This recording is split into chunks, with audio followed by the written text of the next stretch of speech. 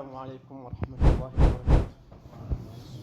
بسم الله الرحمن الرحيم. الحمد لله وحده والصلاة والسلام على من لا نبي بعده. أما بعد فقال سبحانه وتعالى ألف لام ميم ذلك الكتاب لا ريب فيه هدى للمتقين.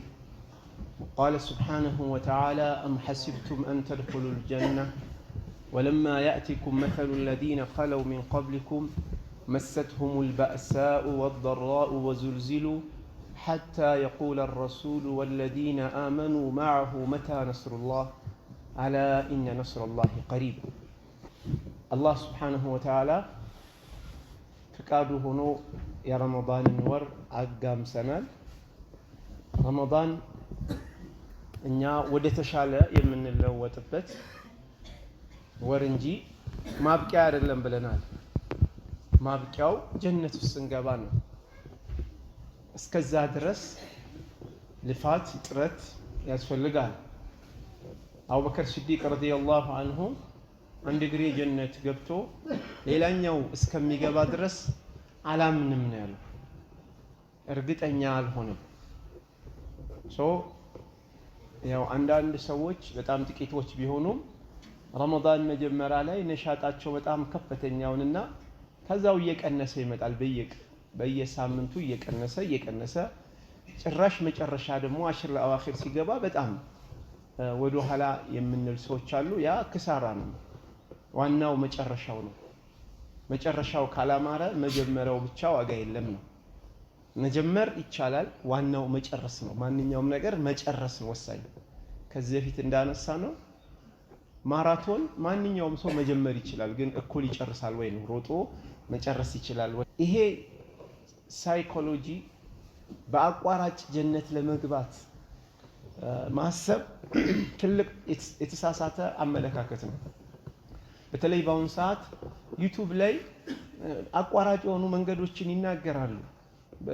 ኦንላይን ላይ በቀን $5000 የምታገኝበት $100,000 የምታገኝበት በአንድ ጊዜ የምትከሳበት ሲስተም መንገድ ምናምን ይለዋል። አቋራጭ መንገድ ይሄን ከበላ ከጠጣ በአንድ ሳምንት 10 ኪሎ ትቀንሳለህ እንደዚህ የሚል አባባል አለ።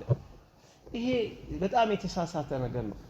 ማንኛውም ትልቅ ውጤት፣ ጥሩ ውጤት በአቋራጭ አይገኝም። ብልሃት መማር ጥሩ ነው፣ ግን ትልቅ ነገር ትልቅ ውጤት ብዙ ነገር ያስከፍላል። ትልቁ ነገር ያስከፍላል። ማንኛውም ነገር በአቋራጭ ምንሄድ ከሆነ ነገሩ ይበላሻል። ፌክ የሆነ ነገር ነው የምናገኘው። ተምረን ዓሊም መሆን ይቻላል፣ ግን ዓሊም መሆን መከድ ባለበት መንገድ ታልፎ ነው እዛ ቦታ ላይ መሄድ ያለበት። በአቋራጭ ይሄዳለው፣ ግን ፌክ ዓሊም ነው የሚሆነው፣ የምር አይደለም የሚሆነው። በአቋራጭ ቁርአን ሊያፍዝ ይችላል፣ ግን ሒፍዙ ፌክ ነው የሚሆነው። ተጅዊዱ ትክክል አይደለም፣ ምላሱ የተበላሽ ይሆናል። በኋላ ለማስተካከል ብዙ አመት ሊሄድ ይችላል። ነበር በደንብ አድርጎ ሲቀራ በትክክል ካልቀራ የተሳሳተውን ደጋግሞ ያፍዘዋል። ከዛው ሐፊዝ ይባላል። በኋላ ግን እንዳለ የተበላሸው ነው ይገኛል።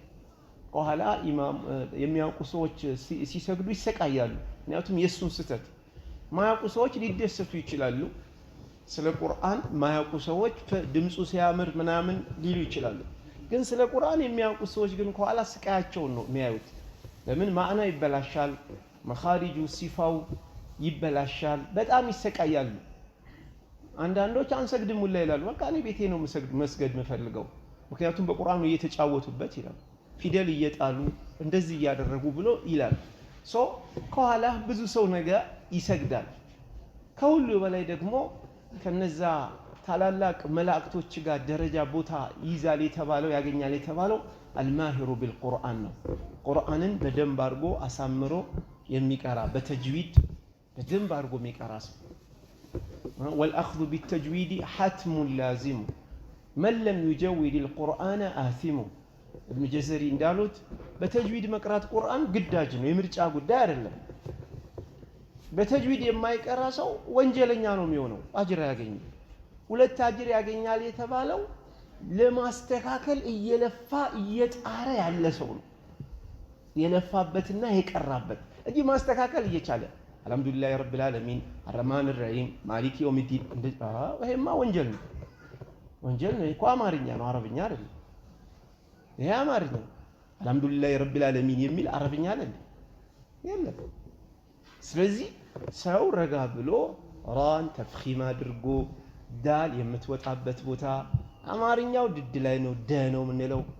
አረብኛ ግን ዝቅ ይላል። ከዛ ትክክለኛውን ያን ማድረግ እየቻለ አንድ ሰው ዝም ብሎ የሚቀራ ከሆነ ወንጀል ነው የሚያተርፈው እንጂ አጅር አያገኝም። በየሐርፉ ፊደል አጅር አይሰጠውም ይሰውይ። ምክንያቱም ማስተካከል እየቻለ ምን እያደረገ ነው?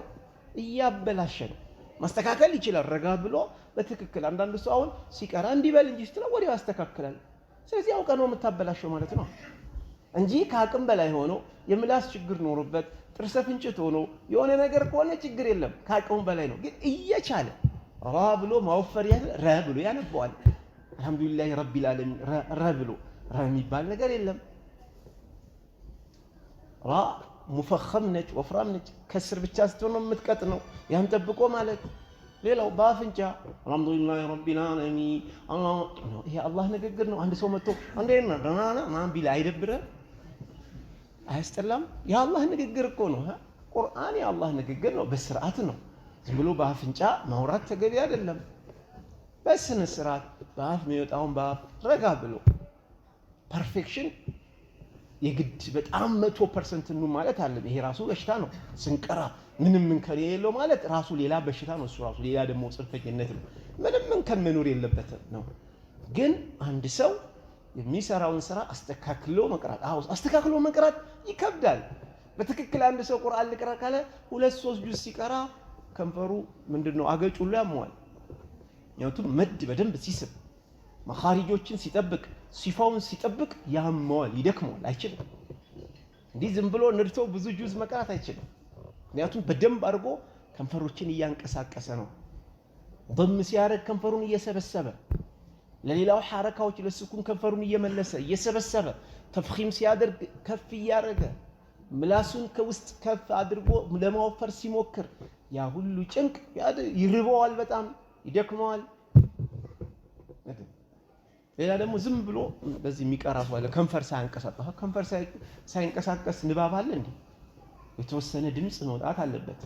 ሰው መረበሽ ጥሩ አይደለም፣ ግን የተወሰነ ድምጽ መውጣት አለበት። ድምጽ ከሌለማ ምንድነው አነበበ የሚባለው? አየ ነው የሚባለው። ጸጥ ብሎ እንደዚህ የሚገልጽ ዝም ብሎ የሚገልጽ መች ቁርአን ቀራህ ሰው አነበበ የሚባለው አንድ ሰው ምን ሲያደርግ ነው?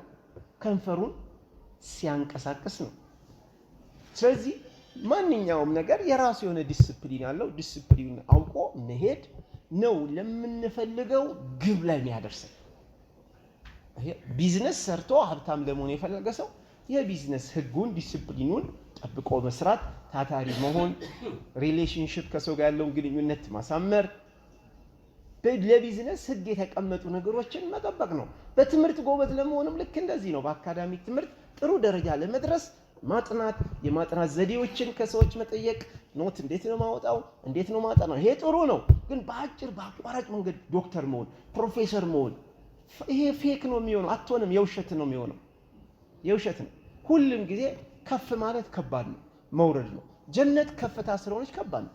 አላ ኢነ ሲልአተላሂ ጀነቱን አላ ኢነ ሲልአተላሂ الغاليه የአላህ ሸቀጥ ውድ ነች፣ ጀነትን ማለት ነው። አላ ኢነ ሲልአተላሂ الجنه የአላህ ሸቀጥ ለኛ ያዘጋጀልን ምንድነው? ጀነት ነው፣ ከፍታ ነው። ጀሃነም ግን ወደ ታች ስለሆነ ኢዚ ነው መውረድ፣ ኢዚ ነው አለ እንዴ። ዝም ብለህ መንሸራተት ነው፣ ዱዓ ትላለህ። መውጣት ግን ጉልበት ይፈልጋል፣ ኢነርጂ ይጠይቃል። ወደ ላይ ከፍ ማለት ሙእሚን መሆን ከባድ ነው። ሙእሚን መሆን ሙናፊቅ መሆን ግን ማለት ቀላል ነው። ምንም የሚከብድ ነገር አለ አይደል? ጨዋ መሆን ከባድ ነው። ባለጌ መሆን ግን ቀላል ነው። ጨዋ ለመሆን ሰብር፣ ትዕግስት ይፈልጋል። ጨዋ ሀያ አለው። የሚያምንበትን ነገር ራሱ የሰውን ቀልብ ላለመንካት ብሎ ይተዋል። ረሱል ሰለላሁ ዐለይሂ ወሰለም ጭናቸው ታፋቸው ተከፍቶ ነበረ። አቡበክር ሲዲቅ ረዲየላሁ ዐንሁ ሲገባ አልሸፈኑትም።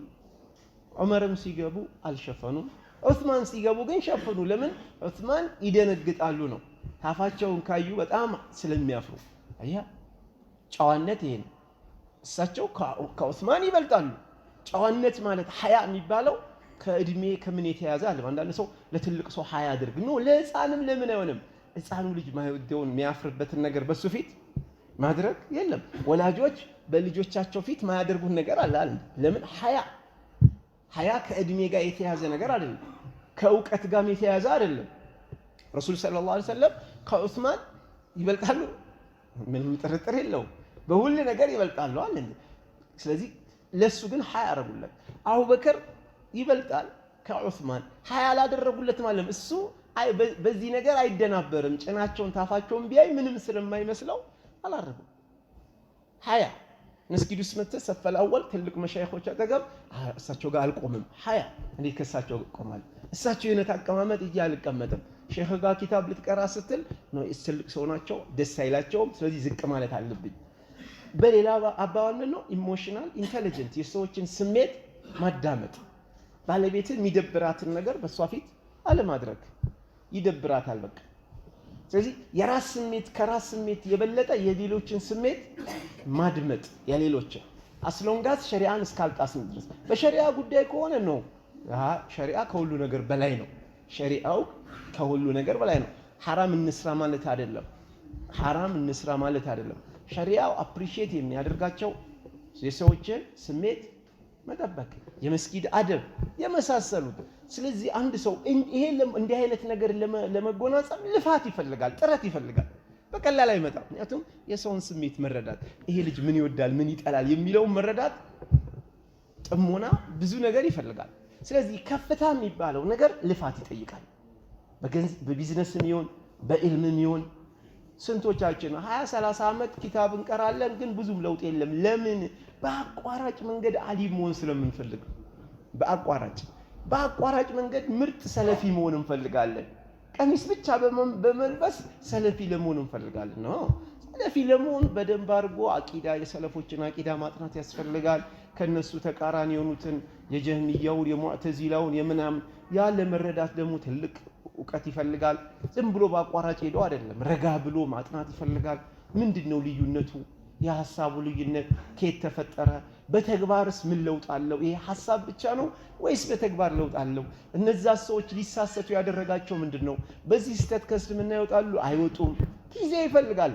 የሰለፎችን አቂዳ፣ ከዛው የሰለፎችን ዒባዳቸውን በደንብ ማወቅ። እንዴት ነበር ዒባዳቸው? ጾማቸው እንዴት ነበር? ሰላታቸው፣ ዘካቸው፣ ብዙ ነገር ይፈልጋል። ዘካ ማውጣት ቀላል አይደለም። ዘካ እኮ ከመቶ 2.5 ሰውቶ እንደዚህ መወርወር አይደለም። ለማን ነው የሚገባው ዘካ? ዑለሞች በየትኛው ላይ ተስማምተዋል? በዚህ ዓመት ለነማን ነው የሚገባው የዘካው ሳንቲም? እንጂ ዝም ብለን ለመስጊድ ከዘካ ይቻላል ወርውሮ መስጠት አይደለም። ያለ ለመድረሳ አውጥቶ እንደዚህ መወርወር አይደለም። ምናልባት የበለጠ የሚገባው እዚህ ጋር የተቸገረ ቤት የፈረሰባቸው ሊሆኑ ይችላሉ። የዚህ ዘካ የሚገባቸው ኢነማ የተቀበሉ ላሁ ሚነል ሙተቂን እኮ አለ አላህ። ኸይር ስራን የሚቀበለው ከሙተቆች ነው። ሙተቅ ምንድን ነው? ተጠንቅቆ ነው። አላህን ስለሚፈራ መጀመሪያ ገንዘቡን ሐላል መሆኑን ያረጋግጣል። የሰው ዕዳ የመሳሰለው ነገር፣ የሰው ሐቅ ያለበትን ነገር ያጠራል። ሙተቅ ነው፣ አላህን ይፈራል። ከዛው ሂሳቡን በትክክል ያሰላል። አንዳንድ ጊዜ ለዘካ እንደውም ጨመር ያደርጋል፣ ወደሱ እንዳይመጣ አላህ ፊት እንዳይጠየቅ። ከዛው እቺን ሳንቲም ደግሞ ለማን ነው የምንሰጠው ብሎ ቁጭ ብሎ ያስባል። ዓላማ አለው፣ ግብ አለው። ስለዚህ ይሄ ልፋት ይጠይቃል ነው። ማንኛውም ነገር ልፋት ይጠይቃል፣ ዝም ብሎ አይደለም። ረሱል ሰለላሁ ዐለይሂ ወሰለም ምስኪኖችን አብሽሩ አሏቸው። ደሃዎችን 5 ሳንቲም የሌላቸው ከሀብታሞች በፊት በ500 ዓመት ቀድማችሁ ጀነት ትገባላችሁ አሏቸው። 500 ዓመት ቀድማችሁ ትገባላችሁ። ይሄ እንግዲህ ጀነት ውስጥ በመግባት ላይ 2 ደረጃዎች አሉ። 2 ሪፍዓ። አንደኛው ፍሰብቅ ነው። ቅድሚያ በመግባት የአንድ ሰው ታላቅነቱ ይታያል ጀነት በመግባት። ስለዚህ ሙእሚን የሆኑ ደሃዎች ከነዛ ሙእሚን ከሆኑ ሀብታሞች ቀድሞ 500 ዓመት ይገባሉ። በዚህ ደረጃ በለጡ ማለት በመቅደም። ጀነት ውስጥ ደግሞ ባለ ደረጃ ያ ሀብታሙ ይሁንዳ እሱ ደግሞ ሌላ ነው። ከኋላ ገብቶም ሊበልጠው ይችላል፣ እሱ ደግሞ ሌላ ነው። ሂሳቡ ታስቦ ካለቀ በኋላ ግን ሂሳብ ለማሰብ አላህ ጉዳዩን ከባድ እንደሆነ፣ የገንዘብ ኃላፊነት ከባድ እንደሆነ ለማሳየት 500 ዓመት ይቆያሉ ነው። ያው 500 ዓመት ማለት እዛ ግማሽ ቀን ማለት ነው። ግማሽ ቀን በዱንያ ስናስበው የአኺራ ግማሽ ቀን 500 ዓመት ነው። የአኺራ አንድ ቀን 1000 ዓመት ነው። 1000 ግማሽ ቀን ይዛ እና 500 ዓመት ለምንድን ነው የሚቆዩት? ሂሳብ ኬታ ገባው ኬታ ወጣው፣ እንዴት ነው ገንዘብ ያመጣው፣ እንዴት ያወጣው፣ እዚህ አክስት እየተሰቃየች ተዚህ ጋር ለምን እንደዚህ ያደረክ፣ እዚህ ጋር አድርገ ለምን ይሄን አደረክ፣ በዚህ መልኩ ይሄን ገንዘብ ለምን አመጣ፣ በዚህ ተብሎ እንዲህ አይነት ነገር አለ። ግን ያ ማለት ድህነት ጥሩ ነው ማለት ግን አይደለም ነው ማለት አይደለም ነው። ግን አላህ እንደው ዳሃ ካረገ ሀብታም ካልሆንኩ ብለህ ሐራም ውስጥ እንዳትገባ ያም ፈድል አለው። በምን ጀነት ቀድሞ በመግባት ከነሱ ከገቡ በኋላ ደረጃው ደግሞ ሌላ ነው። ሁለት ነው መበላለጥ፣ በሁለት ነው። አንደኛው መበላለጥ በመግባት ነው፣ ቀድሚያ በመግባት። ሁለተኛው ከገቡ በኋላ ደግሞ በስራ ደረጃ ከፍተኛ ቦታ ማግኘት፣ ያ እንደገና ሌላ መመዘኛ አለው። ስለዚህ ሀብታሞች በገንዘባቸው ብቻ ሳይሆን ጀነት ለመግባት መሞከር ያለባችሁ በሰላቱም በጾሙም በሐጁም በብዙ ነገሮችም ተሳትፎ ማድረግ ያስፈልጋል። በገንዘብ ብቻ ጀነት እገባለሁ ብለህ ራስህ እንዳትሸውድ። እሱ ብቻ አያዋጣም። እንደ አቡበከር ሲዲቅ ረዲየላሁ ዐንሁ ሁሉንም ሞክር በስምንቱም በጀነት በር ይጠራል ተብሏል። እሱ በሁሉም በኩል በየትኛውም በጾሙ በተለያየ ነገር ይጠራል። ልፋት ጥረት ያስፈልጋል። አላህ ስብሓነሁ ወተዓላ ምናለን? አም ሐሲብቱም አን ተድኹሉል ጀነ፣ ጀነት መግባትን አሰባችሁ እንዴ? እንዲህ አይነት ሳይኮሎጂ ውስጥ ገባችሁ? ዝም ብሎ የምትገቡ በቃ ስላመናችሁ እስልምናን ተቀበለናል ስላላችሁ የላ ግቡ የምትባላችሁ አለ ነው። ሳትፈተኑ ምን ሳትሉ አም ሐሲብቱም አን ተድኹሉል ጀነ ወለማ ያእቲኩም መተሉ ለዚነ ኸለው ሚን ቀብሊኩም፣ ከእናንተ በስተፊት የነበሩ ህዝቦችን የመጣቸውን ነገር እናንተ አልመጣም፣ የተፈተኑበት ነገር አልተፈተናችሁም፣ ገና እኮ ነው። መሰትሁሙል በእሳኡ ወደራኡ ወዙልዚሉ ሐታ የቁለ ረሱሉ ወለዚነ አመኑ መዐሁ መታ ነስሩላህ። እነዚህን ሰዎች ችግር፣ ረሃብ፣ በሽታ፣ ብዙ አይነት መከራ አዩ፣ ብዙ ተፈትነዋል። ወዙልዚሉ አለ፣ ተርበደበዱ አለ፣ አርበደበዳቸው። መከራው፣ ስቃዩ፣ ድህነቱ፣ በሽታው፣ ጦርነቱ፣ ስደቱ አርበደበታቸው። ምን ደረጃ እስከሚደርሱ ድረስ ያ መልእክተኛና አማኞቹ የአላህ ድል መች ነው የሚመጣው ቆየብን እስከሚሉ ድረስ አላ ኢነ ነስረላሂ ቀሪብ፣ ያው የአላህ ስብሓነሁ ወተዓላ ድል አጠገባችን ያለው፣ ግን የግድ መታለፍ ያለበትን ነገር ማለፍ አለባችሁ። ወርቅ በእሳት እንደሚፈተነው መተፈተናችሁ መሄድ አለባችሁ ነው። እና ዩቲዩብ ላይ የምናየው ክብደት ለመቀነስ አቋራጭ መንገድ በአጭር ሀብታም ለመሆን አጭር፣ ይሄ ሳይኮሎጂ ውስጣችን ይገባና ጀነትን በእንደዚህ ለመግባት የምናስብ ሰዎች አለን። ይሄ ደግሞ ብዙ ጉዳት አለው። አንደኛ ይሄ አቋራጭ መንገድ ጊዜ ብዙ ያባክንባል። በአቋራጭ መንገድ ቁርአን አፍዛለሁ ብለህ 10 ዓመት ይፈጅባል። በትክክለኛው መንገድ ሄደ በአመት ወይ በ2 ዓመት የምታፍዘው የነበረውን ግን በአቋራጭ ብቻ ስትል አንዴ በዚህ ስትል አቋራጭ መንገድ ይሄኛው ነው ይላል፣ ስትሄድ ውሸት ነው፣ ይሄኛው በዚህ ነው መንገዱ ይላል፣ ውሸት ነው፣ በዚህ ነው እያለ ታይምህ እንዳለ ይቃጠልብሃል። 2 ዓመትና 3 ዓመት ሩቅ ነው። እኔ በ2 ወር ነው ቁርአን ማሐፍዘው ትልና 10 ዓመት ማታፍዝ። ሳይኮሎጂው መጥፎ ሳይኮሎጂ ነው። በአቋራጭ መንገድ ሀብታም መሆን በአቋራጭ መንገድ ማሰብ መጥፎ ሳይኮሎጂ ነው። እንዳትሰራ ያደርጋል ነው። ጠንካራ እንዳትሆን ያደርጋል። መጥፎ ነው በአቋራጭ መሄድ። ስለዚህ አሁን አብዛኞቻችን ይሄ በሽታ እየገባን ነው። በተለይ ታዳጊ ወጣት በአቋራጭ ሀብታም መሆን ነው የሚፈልገው፣ በአቋራጭ ዳኢም መሆን፣ በአቋራጭ አሊም መሆን ነው። እንደዚህ የሚባል ነገር የለም። ሰውነት እንኳን ቢውልድ ለማድረግ በአቋራጭ ጡንቻ ምናምን አመጣለሁ የምትል ከሆነ ትጣመማለህ፣ ጠማማ ነው የምትሆነው። ብረት ማንሳት እኮ አሪፍ ነው፣ ግን በስነ ስርዓት ብረት ማንሳት የሚችል ማሽኖችን አጠቃቀም የሚችል ሰው በዛ ካልሆነ በኋላ የሚያስጠላ ቅርጽ ነው የምትይዘው። ነርቭህን ልትጎዳ ትችላለህ። ብዙ አይነት ዳሜጅ ሊያመጣ ይችላል፣ ብዙ ሩጫሚው ምንም ነገር። ስለዚህ የትኛውም ነገር ውስጥ ስኬታማ ለመሆን ስንፈልግ በዛ ያለፉ ዲስፕሊኑ የሚያውቁ ሰዎችን ነው እንጂ ሞጭላፋዎች ጋር መሄድ የለብንም።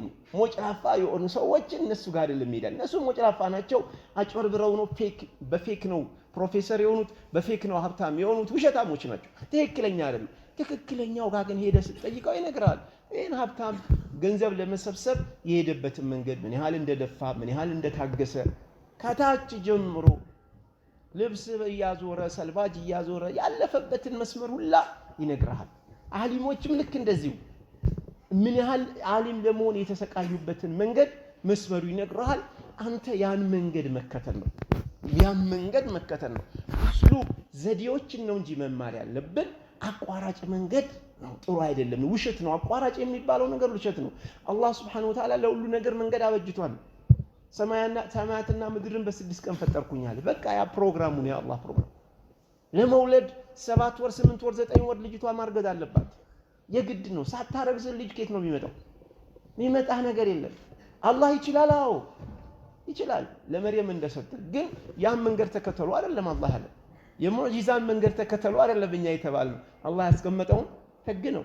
መርየምም ቢሆን በተአምር ተሰጣትና ዝም ብላ ከፍ አላለችም እኮ። ያ ተአምር ለሷ ምንድነው የሆነባት? መጀመሪያ ሙሲባ ዲቃላ ይዘሽ መተሻል ተብሎ ባለጌ ቤተሰቦችሽን አሰዳቢ ምናምን ብለዋት ክብሯ ተነክቶ ከፈተናው ብዛት ያ ረቢ ባጠፋኸኝ መጥፋት ብቻ አይደለም በተረሳው ሁላ ብላለች እንጂ ዝም ብላ ማርያም ወይም መርየም ታላቅ ደረጃ አላገኘችም ነው። ስለዚህ አንቢያዎችም ልክ እንደዚሁ ታላቅ ደረጃ ያገኙት ለፍተው ተሰቃይተው ነው። ፕሊስ በአቋራጭ መንገድ አሊም መሆን፣ በአቋራጭ መንገድ ሀብታም መሆን፣ በአቋራጭ መንገድ ምሁር መሆን፣ በአቋራጭ መንገድ ክብደት መቀነስ ብለን ላያችን ላይ ጣጣ እንዳናመጣ። አሁን ብዙ ሰው ውፍረት ለመቀነስ ይፈልጋል፣ ግን በአቋራጭ መንገድ ነው። በትክክል በባለሙያ ቀስ እያለ በአመትም ይሁን በ2 ዓመት በ3 ዓመት የሚቀንሰው ይሻላል። ጤናማ የሆነ አቀናነስ። አለበዛ ሌላ በሽታ ይመጣል። ደግሞ ኪሎ በጣም ሊወርድ ይችላል። ደግሞ ሌላ በሽታ ከክብደቱ ከሚያመጣው በሽታ የባሰ ከባድ በሽታ ሊያመጣበት ይችላልና ፕሊስ ወጣቶች እንዳትታለሉ። በተለይ እነዚህ ዩቲዩበሮች ሁሉም ባንል አብዛኞቹ አጭበርባሪዎች ናቸው። የራሳቸውን ሳንቲም መልቀም ነው የሚፈልጉት። በቃ አጭር መንገድ በአንድ ወር ቁርአን የምታፍዝበት መንገድ ይለዋል። በሳምንት ክብደት የምትቀንስበት፣ በኦንላይን ላይ ቤት ቁጭ ብለህ ብር በጣም ሚሊዮን የምታገኝበት ምናምን እያሉ ተአምራዊ የሚመስሉ ነገሮችን ይነግሩሃልና ይሄን አትስማ። ይሄ ነገር አደገኝነቱ ጭንቅላትን የዚህ ሳይኮሎጂ ውስጥ ገብተህ ጀነትን በአቋራጭ መግባት ትፈልጋለህ። በቃ ለይለተል ቀድር 27ኛው ሌሊት ብቻ የሚመጡ ሰዎች አሉ። ሌላ ቀን ምንም ሳይመጡ በአቋራጭ አየህ 27ኛው ቀን ሌሊት ሰግደው ከዛ በኋላ ፊያማኒ ለጀነት ሊገቡ ማለት ነው። እንደዚህ አይነት ጫወታ በራስ ላይ ማታለል ነው። ራስን ማታለል ነው። አንተ ትለፋለህ፣ ትጥራለህ። አላህ በፈለገው መንገድ ምን ያደርጋል? ጀነት ያስገባል። ያንተ ልፋትና ጥረትን አይቶ በሰላት ሊያስገባህ ይችላል፣ በጾም ሊያስገባህ ይችላል፣ በሱነተል ውዱእ ልትገባ ትችላለህ፣ በቁርአኑ ልትገባ ትችላለህ፣ በሰደቃው ልትገባ ትችላለህ። አንተ ግን አላህ በበሮችን ሁሉ አንኳካ ብለዋል። በሁሉም ተሳትፎ አድርግ። ወተዋሰው ቢልሐቅ ማለት እኮ ይሄ ነው። ወተዋሰው ቢልሐቅ ሙእሚኖች ተሰባስበው ይሄን ቁርአን እንዴት አድርገን ምድር እናወርዳለን፣ መስጊድ እንዴት እንሰራለን፣ መድረሳ እንዴት እናስፋፋለን፣ ድህነትን እንዴት እንቀርፋለን፣ መሃይምነትን እንዴት እንቀርፋለን ብለው በተለያየ ጉዳይ የሚመካከሩ ተዋሰው ምክክር እንጂ አንዱ ይመጣና መስጊድ ይመጣና ለእንደዚህ ነገር ብራዋጡ መወርወር አይደለም። ቆይ ነገር ከዚህ አንገብጋቢ ሌላ ነገር የለም እንዴ ብለን ጥያቄ መጠየቅ። ከዚህ የባሰ ነገር የለም ወይ? ኦኬ አንተ ችግረኛ ነህ፣ ከአንተ የበለጠ ችግረኛ የለም እንዴ? አንዳንድ የሚሏል ኡስታዝ እንትና እኮ ይላል ወይም ያገሌ የሚኖረው በጨረቃ ቤት ነው፣ ቤት እንግዛለት። ሰው መኖሪያ የለውም በጨረቃ ነው የሚኖረውና ቤት እንግዛለት ይባላል። እስካልፈረሰ ድረስ ምን ችግር አለው ቢኖር በጨረቃ ቤት? እኔ በጨረቃ ቤት ብኖር ምንድን ነው ችግሩ? ሚሊዮኖች የኢትዮጵያ ምስኪኖች ጋር የሚኖሩትን ኑሮ ብኖር ጨረቃ ቤቱን ፈርሶ ሜዳ ላይ ይወደቃል የለም አለ። ስለዚህ አንዳንዴ ገንዘብ የምንጠይቀው ራሱ ምንድነው የቅንጦት ነገር ነው። ቅንጦት ውስጥ እንገባለን።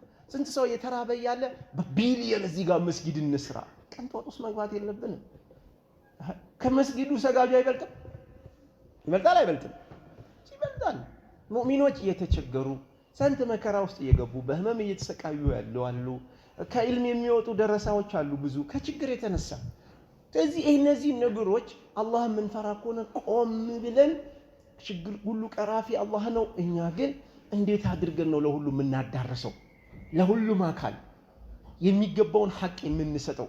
ሙሉ በሙሉ አንችልም፣ አላህ ይስጠው። ግን እቺን ገንዘቤን ዘካ ማውጣትን ሳንቲም ከቤተሰብ እንደዚህ ለተቸገረ ለዚህ ከጎሮ ቤት ለኡስታዞች ለመስጊድ ማሰሪያ ለምናምን እያለ ለብዙ አካል እንዲደርስ ማድረግና ችግር ማረፊያ እንዲያጣ ማድረግ፣ ችግርን መቆስቆስ ነው። በቃ እንዳይተኛ ማለት ነው። ባትቀርፈው ምንድነው የሆነ ሰው ላይ ማረፍ የለበትም ነው ችግር። ለሰዎች ለአንዳንድ ሰዎች ልሰጣቸው ገንዘብ ብዙ አይጠቅማቸውም፣ ግን ሞራል ይሰማቸዋል። ቤቱ ፈርሶበታል፣ ሱቁ ፈርሶበታል። ለዚህ ሰው አጋጅተን የሆነ ሳንቲም እንሰጠዋለን። ችግሩን ባንቀርፍም ለሱ ትልቅ ሞራል ነው፣ በጣም ትልቅ ሞራል። ለካ ወንድሞች አሉኝ ይላል። በቃ የወደመበት የ30-40 ሚሊዮን ሊሆን ይችላል። እኛ ግን የሰጠነው 30 ሺህ ነው፣ ግን ወንድሞች አሉኝ የሚለው ነው። ላይፈልጉን ላይ ይችላል እሱ፣ ግን እኛ ወንድምነታችንን ለማሳየት ከጎን ትቆማለህ። ሞራሉ ቀላል ነገር አይደለም ነው። ከገንዘቡ የበለጠ ከዛ ሰው ከችግር ከደረሰበት ጎን መቆም ያኔ ይታገላል። ነገ ለካ ከዚህ ባሰም ቢመጣብኝ ከጎንቼ ስለኔ የሚያስቡልኝ እናቴ ያልወለደቻቸው ወንድሞች ሙእሚን ወንድሞች አሉኝ። በዘር በምንም የማንገናኛለን። ይሄው አስታውሰኝ የመጡ አንዳንዴ ዚያራው ብቻ ትልቅ ነገር የሚሆናል። ችግር ውስጥ ያለን ሰው ሄደ በመዘየር ብቻ፣ የታመመን ሰው ሄደ በመዘየር ብቻ ምንም ባትይዝ ሰውየው ራሱ ደስ ይለዋል። እንደው ይሄን ውሃን ብርቱካንም ሙዝም ባታመጡ ዚያራችሁ ብቻ ይበቃኛል፣ እኔ እኮ የተረሳው መስሎኛል የሚል አለ። ስለዚህ ቆም ብሎ አላህን የሚያስደስተው ስራ የቱ ነው እያሰብን ማድረግ ነው። ያ የምንዘይረው ሰውዬ ገደል ውስጥ የሚኖር ይሆናል፣ ገደል ውስጥ እዛ ድረስ እንጂ መስጊድ መጥቶ የሚለምን ብቻ አይደለም። እነዚህማ አንዳንድ ጊዜም ስራም ያደረጉት አሉ። እሱ ግን የሚፈሩ አሉ፣ ንጹህ ልብስ ለብሰው የሚወጡ ግን ቤታቸው የሚበሉት የሚጠጡት የሌላቸው፣ የሚያፈጥሩበት የሌላቸው።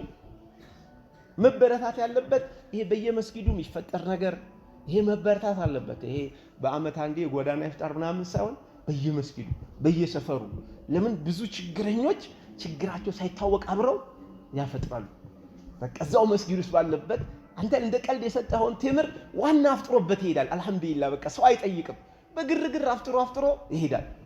በግርግር ከሰው ጋር አብሮ በተቀመጠበት ዳሃ ሳይባል ክብሩ ሳይነካ አብሮ ያፈጥራል። በዳቦም ይሁን በምንም እነዚህን ማብዛት፣ እነዚህ የግድ ምግቡ ትልቅ ይሁን ማለት አይደለም። በየመስጊዱ ትንንሽ ኢፍጣሮችን ማብዛት። ተርበው የሚውሉ ብዙ ሰዎች ስላሉ የሌላ እምነት ተከታይም ተቀጣጥሎ ገብቶ ሊበላ ይችላል። ያልጾመ ተርቧል ይብላ፣ አየር ታገኛለህ አንተ ተርቧል። ስለዚህ ችግርን ዋና የምንቀርፍባቸው መንገዶች ቁርአን ብዙ አስቀምጧል፣ ሐዲስ ብዙ አስቀምጧል። ዑለማዎች ጋር ሄደን ቁጭ ብለን መጠየቅ ነው እንጂ እኔ ብር አለኝ እኔ ያውቃለሁ በቃ እኔ አዋቂ ስለሆንኩ ነው ሀብታም የሆንኩት፣ መሀይም በሆን ኖሮ ሀብታም አልሆንም ብለው የሚያስቡ ሰዎች አሉ። እኔ ለመምከር አሊሞች ከኔ መብለጥ አለባቸው፣ ምክንያቱም እነሱ ደሃ የሆኑት ስለማያውቁ ነው። አንዳንድ ሰው እንደዚህ የሚያስባለ በገንዘብ ከሱ ካነስከው ምክር አይሰማም። ምክንያቱም አንተ ከኔ የምትሻል ከሆነ ለምን ሀብታም አትሆንም ነው። ያ ርዝቅ ከዛ የተጻፈ የሆነ ጉዳይ ነው። እውቀት ግን ለአንዱ የሙያ የግንበኛ፣ አንዱ ቀለም፣ አንዱ የቆርቆሮ፣ አንዱ የንግድ፣ አንዱ የተለያየ እውቀት አላህ ይሰጣል። ስለዚህ በሁሉም ነገር ባለቤቶችን ምን ማድረግ ሪስፔክት፣ ክብር መስጠት። ክብር ስለሆነ ነገር ሲመጣ ለባለሙያው እኔ በዚህ ሙያ የለኝም፣ እኔ ሰርቲፊኬት ነው ያለኝ በዚህ ጉዳይ ላይ 6 ወር ነው የተማርኩት፣ በዚህ ሳይኮሎጂ የተማርኳት 6 ወር ነው። እገሌ እኮ በሳይኮሎጂ ፕሮፌሰር ነው፣ እሱን ጠይቁት። እኔ ሐዲስ ትንሽ ነው የተማርኩት፣ እገሌ ሙሐዲስ እያለ ስለ ሐዲስ አልናገርም። እኔ ፊቅ አልቀራውም፣ ይኸው ስለ ሰላት እገሌን ጠይቁት። እዚህ መስጊድ እገሌ እስካለ ድረስ እኔ ፈትዋ አልሰጥም። ሰለፎች ያስተማሩን ይሄን ነው። በሰለፎች መንገድ ማለት ይሄን ነው እንጂ የሆነ ትንሽ ኪታብ ይቀራና ሁሉ ነገር አውቃለሁ እኔ ሰለፊ ነኝ፣ ይሄ አቋራጭ መንገድ ነው፣ ገደል ነው የሚከተው። ሰለፎችን መከተል በኢልማቸው፣ በኢባዳቸው፣ በስነ ምግባራቸው፣ በሁሉም ነገር ብንከተል እንዴት እናምር ነበር ወላሂ። በሁሉም ግን ቶሎ ቸኮላ ጥሩ አይደለም ነው መቻኮል በአቋራጭ። ስለዚህ መጀመሪያ ሳይኮሎጂውን እናውጣው። ከዚህ እንዲህ አይነቱን እሳቤ ምን ማለት አለብን? ትልቅ ነገር ትልቅ ዋጋ ያስከፍላል ብለን ራሳችንን እናሳምን። ከዛው ያ ዋጋ ለመክፈል ራሳችንን እንዘጋጃለን። ትልቅ ነገር ለማግኘት ምን ያስፈልጋል? ትልቅ ዋጋ። እንቅልፍ ማጣት ያስፈልጋል አሊም ለመሆን፣ አገር መልቀቅ ያስፈልጋል። በል ቤተሰቦች ቢሞቱ ማትሰማበት ቦታ ሁሉ መሄድ አሊም ኢልም ከፈለክ። ምክንያቱም እገሌ ሞተ እገሌ አገባች ምናምን ሲባል ቢዚ ትሆናለህ። አይማዎቻችን እንዲህ ነበር የሚያደርጉት። ለቅሶ መስማት የማይችሉበት አገር ይሄዱ ነበር 10 ዓመት ምናምን ለኢልም ሙተፈርግ ለመሆን ብለው ማለት ነው።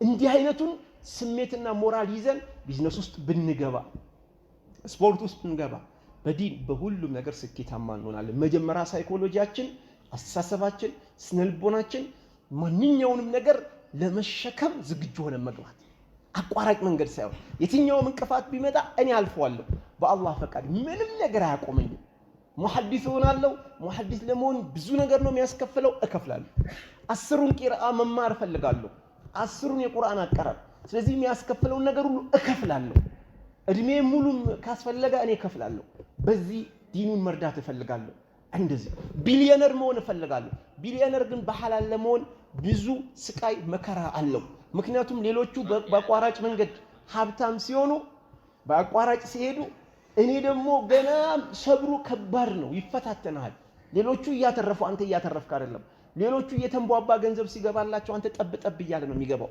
ሰብር ይፈልጋል እኔ ሰብሬ በዚህ መስመር ነው የሚሄደው ይሄ የሐራም ገንዘብ እንደፈለገ ብዙ ቢመስልም በኋላ ገለባ ነው ፀሐይ ወጣ ቀን የሚጠፋ ምንድነው ጤዛ ነው ውሸት ነው ይሄ ገንዘብ እኔ ሐላል መስመር ነው ይዤ የሚሄደው እያለ ሰብር አድርጎ ለመሄድ መጀመሪያ መወሰን ሰብር አድርጎ ስለዚህ የዛሬ ትምህርታችን ለማስታወስ የፈለኩት ዋና ነጥብ ምንድነው ይሄ አቋራጭ መንገድ የሚለው ነገር ከዓለማዊ አልፎ ወደ ዲን እየገባ ነው በዲንም በአቋራጭ መንገድ ዓሊም መሆን በዲንም በአቋራጭ መንገድ መጥቶ ጀነት ለመግባት የሚለው ነገር እንትተ ነው የሚያስፈልገው መከፈል ያለበትን ነገር ሁሉ ለመክፈል ዝግጁ ነን አላህ በሰማነው የምንሰራ ያድርገን ኻቲማችን አላህ ያሳምረው ወሰላሙ አለይኩም ወራህመቱላሂ ወበረካቱ